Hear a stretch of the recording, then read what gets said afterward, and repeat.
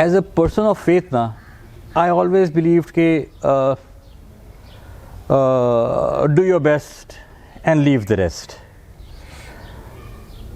लेकिन over a period of time I have learned and I know it that leave the rest and do your best. Okay, so I think ये जो है ना, ये एक दोनों में थोड़ा सा फर्क बताएंगे हल्का सा. तवक्कल. मैं बहुत खुशकिस्मत समझता हूँ कि मुझे even the very discipline of what architecture is, ये भी क्वेश्चन करने का आपको रूम मिला. सो ऐसा जो कि आप उसके अंदर बैठ के भी आप सिस्टम को क्रिटिसाइज भी कर रहे हैं ना, तो वो इदारा आपको वो लिवरेज देता है कि आप अंदर. अब नॉम चॉम्स्की है, वो एजुकेशनिस्ट है, लेकिन वो एजुकेशन सिस्टम का हिस्सा है और वो उसको क्रिटिसाइज करता है. सो मैं अपना को बड़ा खुशकिस्मत समझता हूँ कि वहाँ मैंने डिसिप्लिन ऑफ आर्किटेक्चर को भी समझने की कोशिश की कि it's not about built environment, it's about the event. कि वो भी आर्किटेक्ट है, वो भी आर्किटेक्चर का हिस्सा है. कि इट्स नॉट कि सिर्फ दीवारें और वो बनाना आर्किटेक्ट का काम है, वो इवेंट्स क्रिएट करना भी आर्किटेक्ट का काम है. कि सो वो एक था जिसमें हमने थिएटर बहुत किया, जिसको एक्सपेरिमेंटल थिएटर, वो स्पेस को मुख्तलिफ तरीके से एक्सपीरियंस करते थे, जिसमें सिर्फ स्टेज के अंदर नहीं, मतलब वो ऑडिटोरियम के अंदर नहीं होता था, हम बाहर की स्पेसेस में करते थे. सो उसमें भी जैसे अब वो कोई सीढ़ियाँ हैं कहीं या कोई है, तो वो उस वक्त अपना मीनिंग बदल देती थी, वो एक थिएटर बन जाता था. सो स्ट्रीट थिएटर नहीं, एनसीए के अंदर ही. सो हमने वो बहुत एक्सपेरिमेंटल थिएटर वगैरह किया, म्यूज़िक बहुत किया. और इसका क्या रिलेशन नजर आता है? इसका रिलेशन जो है ना, वो फिर आहिस्ता आहिस्ता जो है ना, वो कि जो डिसिप्लिन ऑफ आर्किटेक्चर है, इसको ज़रा एक और नज़रिए से भी देखने का मौका मिला कि इस सिर्फ बिल्ट इन्वायरमेंट को ना, सिर्फ वॉल्स एंड सीलिंग्स को ना देखा जाए, इसके अंदर जो इवेंट हो रहा है विच इज़ ह्यूमन बिहेवियर, उसको भी कुछ चेंज करने का कोई मौका मिले. सो आर्ट का क्या रिलेशनशिप ओवरऑल आप हमारी लाइफ से क्या नज़र आता है? बहुत गहरा. आई थिंक कि जो ऑब्ज़र्व करने का जो है ना एक तरीक़ेकार, जिसमें मैं समझता हूँ कि डाइवर्सिटी को अप्रिशिएट करने का जो एक जहन है, वो जिसको आप ब्यूटी कह दें, कि खूबसूरती जो डाइवर्सिटी में है ना, वो ही एक असल है. और उसको देखने का नज़रिया कि आपको कहीं शायद थिएटर देखने की ज़रूरत नहीं है, यही हो रहा है जो है. खुदा ताला से बड़ा आर्किटेक्ट है कोई नहीं. सो उसकी जो क्रिएशन है उसको अप्रिशिएट करें, ब्यूटी को अप्रिशिएट करें, और जो मोमेंट है उसको आप लिव करें. सो बहुत ज़्यादा शायद बहुत प्लानिंग की ज़रूरत नहीं है. आपने you have to seize the moment. ये एक बहुत मोटी चीज़ है जो मैं समझता हूँ मेरे साथ ज़िंदगी भर रही, जिसने मुझे आगे फैसले करने में जो है ना बहुत मदद की. तो आगे आपने क्या नेक्स्ट डिसीजन लिए, जो जैसे आपने जब ये डिग्री कर ली फिर क्या किया? हाँ, फिर उसके बाद था कि मुझे बिल्डिंग बनाने का तो कुछ इतना था नहीं कि मैंने कोई बिल्डिंग बनानी है. और ये I was not that kind of architect after graduation. So I was then I thought कि क्या करना चाहिए इस चीज़ पे. रोज़गार भी एक बहुत इंपॉर्टेंट एलिमेंट होता है जी, कि जिसमें आपने कमाना भी है, आपने फ्यूचर एक उस वक्त बहुत एक, जब आप बैचलर कर लेते हैं ना उस वक्त तक तो आपके वालिदैन भी सपोर्ट कर रहे होते हैं. मैं सेकेंड ईयर में था तो मुझे याद है कि मैं विंडोज़ डिज़ाइन करता था जी, जाके ये बुटीक्स की जाके हॉर्स एंड कैटल शो वहाँ होता था, उसके साथ संगीत नुमाइश होती थी, वहाँ जाके उनके वो करते थे, मैं और दोस्त हम काफ़ी मिलके. सो ये काम करने वाला जो है ना, ये एलिमेंट था ही. और कि थोड़े थोड़े पैसे कमा लेते थे, जिससे फ़ीस भी अपनी खुद देते थे. एनसीए की फ़ीस मेरे ख्याल में 1500 रुपये होती थी जी. अब आप स्कूल्स देखें, आप कहीं उस क्वालिटी की एजुकेशन इस कीमत में मिलती है जी? अब तो इज़ इम्पॉसिबल. मेरे बच्चे भी पढ़ते हैं तो मैं कोशिश यही होती है कि तरबियत पे ज़्यादा ज़ोर दिया जाए, लाइफ स्किल्स पे ज़ोर दिया जाए. बाकी विल होती है ना, तो स्किल्स आप सीख लेते हैं उन चीज़ों में. सो बस आई थिंक ये एक आपने कोई और डिग्रीज भी ली? हाँ, फिर जो है, फिर मैंने कहा ना कि वहाँ से फिर एक वो मेरे ख्याल में इसमें एनसीए का बहुत बड़ा एक उनसर है, बहुत बड़ा एक मोटी जो एक सोच है कि आपको ना, आप कुछ कर सकते हैं, आप कुछ भी कर सकते हैं. You will find many architects doing opening restaurants. You will find many painters who are now interior designers. So that's the kind of system that nurtures you. Musicians हैं अजीबोगरीब, मतलब वो कलरी आर्ट्स में हैं, तो वो उसी सिस्टम से निकले हुए वो सब चीज़ें कर रहे हैं. मैं जो निकला उसके बाद, क्योंकि शायद उस वक्त एक्सपोजर भी इतना नहीं था, सोचा बाहर जाके पढ़ने का, क्या पढ़ना है, कुछ एक स्कूल से कूपर यूनियन था मैं स्कूल, लेकिन जाना कैसे है ना, कोई काउंसलिंग नहीं थी कि यार पहुंचा कैसे जाए. लोग अप्रिशिएट बड़ा करते थे, यार ये बड़ा सोचता अच्छा है, बड़ा ये है वो है, लेकिन कुछ समझ नहीं आती थी क्या करना है. सो मुझे याद है एफएससी में जो है वही हमने जो मैथ्स पढ़ी हुई थी, और ज़्यादातर आर्किटेक्चर में है मैथ्स एनसीए के, लेकिन ऐसा नहीं है जैसे उस वक्त जैसे बाकी शायद फैकल्टीज़ में होता हो. मुझे याद है फिर बैंक का यार लम्स चलते हैं एमबीए करते हैं, ठीक है, ताकि ज़रा स्टेबिलिटी तो आए, ठीक है, ये वही ना इकोनॉमिक स्टेबिलिटी के लिए जो है ना बड़ा ज़रूरी है, सब जाके करते. तो वहाँ जाके जो है वो मैंने एनसीए से निकले थे, डिस्टिंक्शन थी, ये वो बड़ा अपने आप में जो थे ना, कुछ भी कर सकते हैं वो. अब मैंने कहा जी मैट क्या चीज़ है, किया. मेरे पहली दफ़ा में 490 नंबर आए, और मैं शर्मा में कि यार इसमें तो एडमिशन ही नहीं हो सकता, कहीं क्या करे. फिर देन आई रिमेंबर साथ मैं जॉब कर रहा था, मैंने I work with software house. NC से निकल के उस वक्त दौर था ये इनका, तो 3D सॉफ्टवेयर्स पे, और मैं क्योंकि मुझे सिस्टम्स का शौक था, तो मैंने वो यूनिफाइड मॉडलिंग लैंग्वेज उन पे भी, और सिस्टम बनाने पे जो है ना वो बहुत सिस्टम एनालिसिस एंड डिज़ाइन, उस पर मुझे कुछ शौक में चीज़ें, जिस सॉफ्टवेयर हाउस में मैं काम कर रहा था उसमें जो है ना वो किया, जिस मल्टीमीडिया भी होता था, ये भी होता था. सो अच्छा, उसके बाद जो है ना फिर मैंने MBA की दोबारा से उस वक्त साथ मैंने फिर तैयारी सीरियसली स्टार्ट की. सुबह उठता था मैं, सुबह उठ के GMAT की तैयारी करता था. मैंने वो परम्यूटेशन कम्बिनेशन स्टैटिस्टिक्स जो मैंने अपने छोटे भाई के दोस्तों से सीखी, फिर दोबारा कह इसको कैसे पकड़ते हैं, क्योंकि मुझे तो नहीं आती. कोई ऐसा टेस्ट नहीं था जी जो मैंने ना किया हो कंप्यूटर पे. सुबह उठ के जॉब पे जाने से पहले 5 बजे उठ के 5 से 7-8 बजे तक मैं तैयारी करता था. I was married, I had a kid as well, ठीक है. So this is the scenario. जब आपने कुछ करना होता है ना, तो फिर आप उसमें आप पीछे नहीं हटते उसमें. You have to give it your total into it. अगर आपने वाकई कुछ आप सीरियस हो किसी चीज़ में, सो उसमें आपको आपका दिल उसके पीछे होना चाहिए. जब तक आपका हार्ट उसके पीछे नहीं है ना, उसके बाद आप नहीं उसको कोई आप फिर then you leave it to God. उस पर जो है ना फिर कुछ 6-7-8 महीने जो है ना मैंने बड़ी डट के तैयारी की. कोई मैं बता रहा हूँ क्या प्रिंसटन रिव्यू, क्या कपलान, क्या ETS, क्या कोई और, उनको 6-7 दफ़ा जो है ना उनके सारे टेस्ट ऑनलाइन जितने भी हैं सब कुछ कर लिए.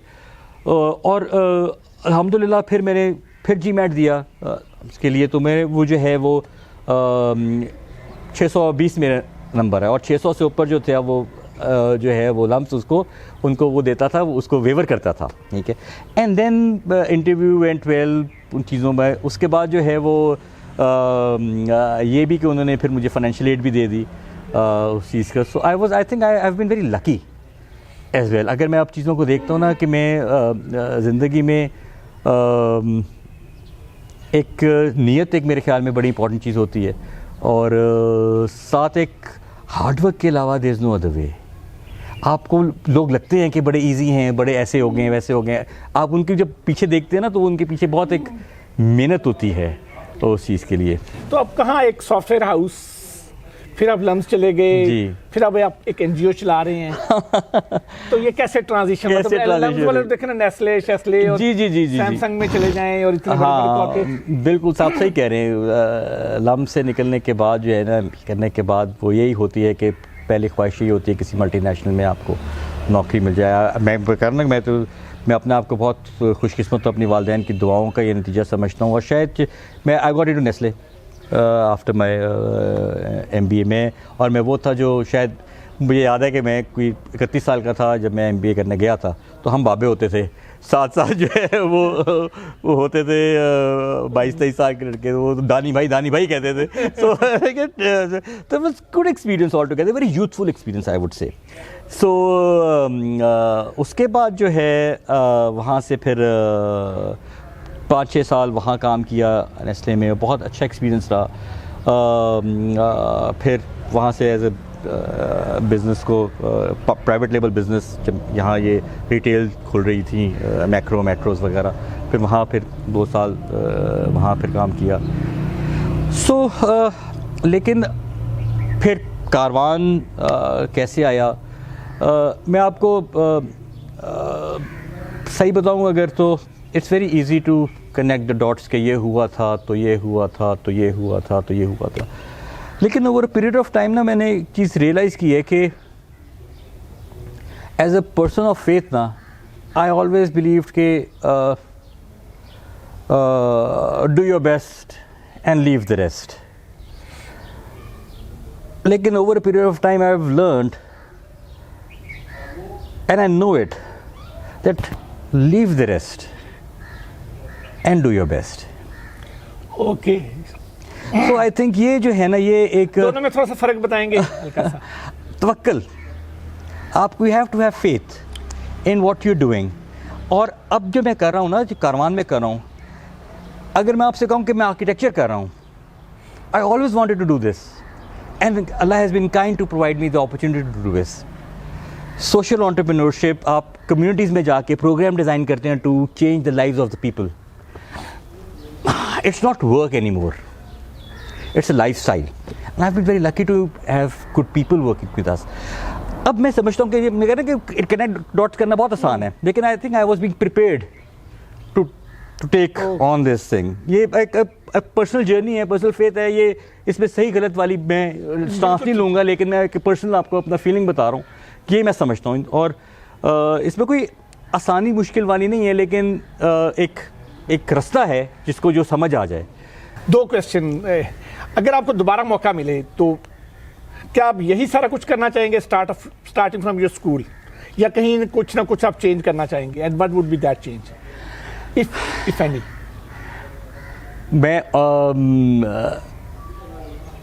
मैं समझता हूँ कि मैंने पहले कहा ना कि मैं अपने आप को बहुत खुशकिस्मत समझता हूँ कि मुझे वो सारे मौके मिले कि मुझे कोई चीज़ ज़िंदगी में कोई ऐसी चीज़ नहीं है जिसका मुझे रिग्रेट हो कि मैंने ये नहीं किया। मैंने सब कुछ किया। I had been a part of a rock band myself. और क्या क्या कर सकते हैं इंसान, आर्टिस्ट हो सकता है, वो भी करे, लिखारी हो सकता है, मैंने लिखा भी है, सोशल एंटरप्रेन्योर के तौर पे वो आ सके, तो वो मुझे वो सारे मौके मिले, इज़्ज़त अल्लाह ताला ने दी। But you have to have जो है ना फेथ बहुत ज़रूरी है। बहुत दफ़ा ना आपका जो बहुत ज़्यादा एनालिसिस जो होता है ना किसी चीज़ पे, वो वाकई जो है कि यार ये होगा तो फिर क्या होगा, तो फिर क्या होगा, तो फिर क्या होगा, वो इनिशिएटिव किल कर देता है आपका। तो you have to have some faith to actually get on to something and then see what happens। So वो ये बड़ा एक ज़रूरी था। लास्ट क्वेश्चन, मुझे लगता है थोड़ा सा आपने उसको टच भी कर दिया, ये जो आपने कमेंट किया कि देखिए बहुत सारे लोगों को ना अनसर्टेनिटी होती है, जो इस वक्त मतलब जो लास्ट सेमेस्टर ऑफ किसी बैचलर्स प्रोग्राम में है या किसी मास्टर डिग्री में है, या जिन्होंने अभी रिसेंटली ग्रेजुएट किया है, तो एक आपको पता है ऐसी उनको कन्फ्यूजन सी होती है। तो उनके लिए कोई रिकमेंडेशन होगी आपके पास, कंसीडरिंग आपको पता सिचुएशन बहुत चेंज हो रही है, पूरी दुनिया चेंज हो रही है? ये बड़ा रेलेवेंट सवाल है, और इसका जो है ना वो मेरे ख्याल में जवाब पहले भी मेरा यही आइडिया होता है जब मैं यंगस्टर्स के साथ बात भी करता हूँ। अनसर्टेनिटी जो है ना जी, उसकी एक्सेप्टेंस बड़ी ज़रूरी है यूथ में। To have answer to everything, it's not necessary. I don't know is also an answer, and I think that's a very key answer that हमें स्कूलिंग में ये चीज़ सिखानी चाहिए कि it's okay as parents भी, it's okay not to know। ये acceptance और ये चीज़ जो है ना ये बड़ी ज़रूरी है। या हम पता नहीं ऑब्लाइज, हमें पता नहीं अनकंफर्टेबल होते हैं किसी को कहते हुए कि यार नहीं पता। ये चीज़ अगर हमें, क्योंकि जब नहीं पता होगा तभी तो आप पता करने की तरफ जाएंगे, और कोई कहेगा उसको पता है, तो मेरे ख्याल में ये वहाँ वो अपने आप को ख़त्म कर देता है। तो वो एक अनसर्टेनिटी को जो है ना, एक वो कहते हैं क्यूरोसिटी और अनसर्टेनिटी, ये दो आपने उनको एम्ब्रेस करने और फिर आगे चलें। कुछ नहीं होता कुछ भी नहीं होता। आप कहना कि आपको सब कुछ मिल जाए, सब कुछ किसी को भी नहीं मिला। आप बड़े बड़े अब दुनिया में कोर्सेज हो रहे हैं हैप्पीनेस के लिए। आप दुनिया में देखेंगे मेडिटेशन ज़रा जो है ना वो अब predominant way of lifestyle change हो गया। Consumerism doesn't give you that level, आप ये कि वो आपको कंज्यूम लोग कहते कि वैसे ये व्हाट आर दे सीकिंग। सो हमारे, मैं आपको जो ईस्टर्न नॉलेज में भी जो है ना, अनफॉर्चुनेटली हमें वो चीज़ें ना, हमने सिर्फ वो उन लेंसेज में हिस्ट्री को देखा है, उन लेंसेज में फ़िलासफ़ी को देखा है जो वेस्टर्न लेंसेज हैं। हमारे ईस्टर्न लेंस जो है ना, इवन जो यहाँ हमें फॉर इंस्टेंस हम जो लोकल हैं, फोक है, बुल्ले शाह है या फिर कोई बाबा फरीद है, इतने मतलब वो मोहब्बत की बातें हैं ना, तो वो उसमें कोई छोड़ दे, ये किसका क्या, हमें क्या ज़रूरत है कि किसी के रेस रिलीजन पे जाके करना। ज़िंदगी में अगर आपने ये थोड़ी छोटी मोटी चीज़ों को अपने साथ रख लिया कि यार ठीक है यार ये और इनको पढ़ें बड़े बड़ी विजडम है इसमें, हमें अनफॉर्चुनेटली वो हमारी तालीम का हिस्सा नहीं रहे। सो मैं समझता हूँ कि अनसर्टेनिटी जो है ना, ये एक टूल है, इसको जो एक्सेप्ट करके आगे चलेगा ना, वो उसके लिए ज़िंदगी भर तालिब इल्म रहें। मैं यूथ को यही कहूँगा कि ज़िंदगी भर तालिब इल्म रहें। वंडरफुल। तो ज़िंदगी बड़ी खूबसूरत है। Thank you so much.